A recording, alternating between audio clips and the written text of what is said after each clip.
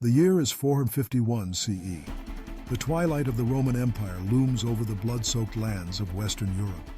For centuries, Rome and the so-called Barbarians, Goths, Franks, Burgundians, clashed in endless war, their swords stained by the struggle for supremacy. But now, beneath the storm-darkened sky of the Catalaunian Plains, an enemy more terrifying than any before thunders across the horizon. Attila the Hun, the scourge of God, leading a horde that had razed cities, shattered kingdoms, and driven emperors to their knees.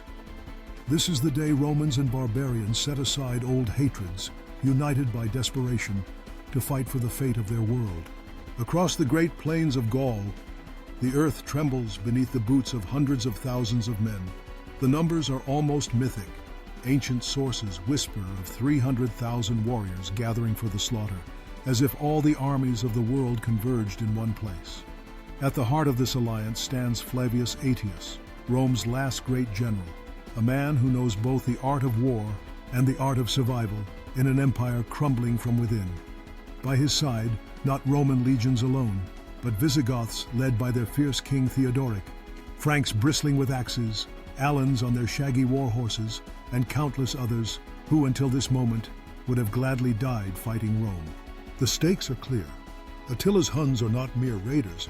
They are a force of devastation, sweeping across Europe like wildfire, their mounted archers raining death from afar, while their warriors charge, screaming, into the heart of battle. Attila himself, wrapped in furs and iron, rides at their head, his name enough to chill the blood of hardened veterans. His goal? To break the defenders of Gaul, shatter the last Roman stronghold in the west, and plunge the continent into chaos. As dawn breaks, the battlefield is a sea of banners and spears. The Roman legions form their disciplined ranks, shields overlapping in an unbroken wall.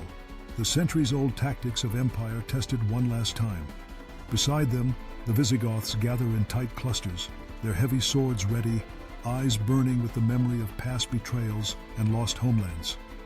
The air is thick with tension, a silence before the storm, as if the world itself holds its breath. And then, with a cry that echoes across the plains, Attila unleashes his horde. Thousands of horsemen surge forward, arrows darkening the sky, hooves pounding, war cries rising in a savage chorus. The Roman front lines buckle, shields rattling under the rain of death, but Aetius stands firm, his orders ringing out above the chaos. Hold the line, stand together. These warriors, forged in the fires of conquest, refuse to yield. While enemies fled in terror, these men stand their ground, determined to face the most feared fighting force of the ancient world. The Visigoths answer with fury. King Theodoric, towering above his men, leads a charge that slams into the Hun flank, swords flashing, shields splintering. The clash is brutal, hand to hand, the air filled with screams and the clang of iron. Blood soaks the grass as men die by the thousands, Romans defending their legacy, Goths fighting for vengeance, Huns driven by the will of their indomitable king. These are not distant, faceless armies. They are fathers, sons, and brothers, each fighting for survival, for honor, for the hope of a future free from Hun domination. In the chaos, Theodoric's banner is visible above the melee. The Visigoth king fights with unmatched valor, cutting down foes with every swing of his blade. But fate is fickle. Amidst the crush, Theodoric falls, thrown from his horse and trampled underfoot. Word of his death sweeps through the Visigoth ranks. A moment of despair, a fracture in the alliance that could spell doom. Yet from the carnage emerges Thorismund, Theodoric's son, who rallies the warriors with a voice that carries above the din. Fight for your king, for your people. The Visigoths surge forward once more, their grief transformed into savage determination. Roman discipline and barbarian fury intertwine. The Alan cavalry charge the Hun archers, shattering their lines.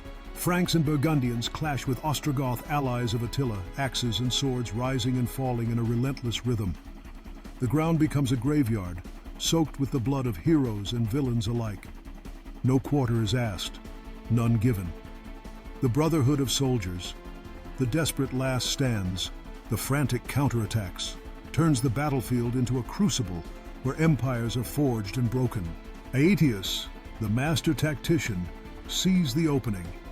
With Attila's center faltering under the Visigoth onslaught, he orders a concentrated attack, the Roman legions pressing forward with shields locked and spears thrusting. Attila, sensing the tide turning, rallies his personal guard, the mighty Hun cavalry, their armor gleaming, their swords curved and wicked. The clash is titanic, a struggle of willpower and leadership. What happened next shocks even hardened veterans. Attila, for the first time, hesitates. The unstoppable force meets an immovable alliance, and the battle hangs in the balance. All day, the slaughter continues. Men fight until their arms fail, until exhaustion and terror threaten to overwhelm them. The sun sets on a field littered with the fallen, the air heavy with the stench of death and the cries of the wounded. Yet, as night falls, Attila does not claim victory. His army, battered and bloodied, withdraws from the field, the dream of Western conquest shattered.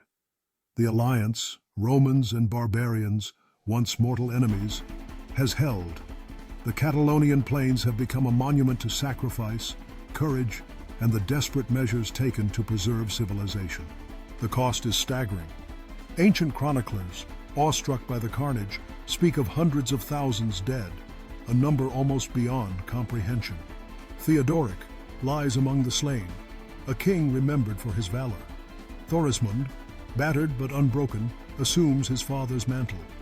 Aetius, the last great Roman general, surveys the field, knowing this victory is bittersweet. Rome's strength is waning. Never again will it muster such an army on the plains of Europe. But for this day, the empire has survived. Attila, the scourge, has been stopped, if only for a time. Yet the legacy of the Catalonian Plains endures. It is a tale of unlikely alliances, of Romans fighting shoulder to shoulder with those they once called barbarians, united by the specter of annihilation. It is a testament to the genius of commanders, the resilience of soldiers, and the power of brotherhood forged in battle. The fate of Western Europe hung by a thread, and because of their courage, civilization endured. But the story does not end here. Attila's defeat is only the beginning. The Huns will threaten Rome again, and the old alliances will fracture. The world is changing, and the blood spilled on the Catalaunian Plains marks the dawn of a new era. What became of Aetius, Thorismund, and the surviving warriors? Did this unity last, or did old hatreds return? The answers lie in the shadows of history, where legends are born and empires fall. The fate of the ancient world still hangs in the balance, waiting for the next chapter to be written.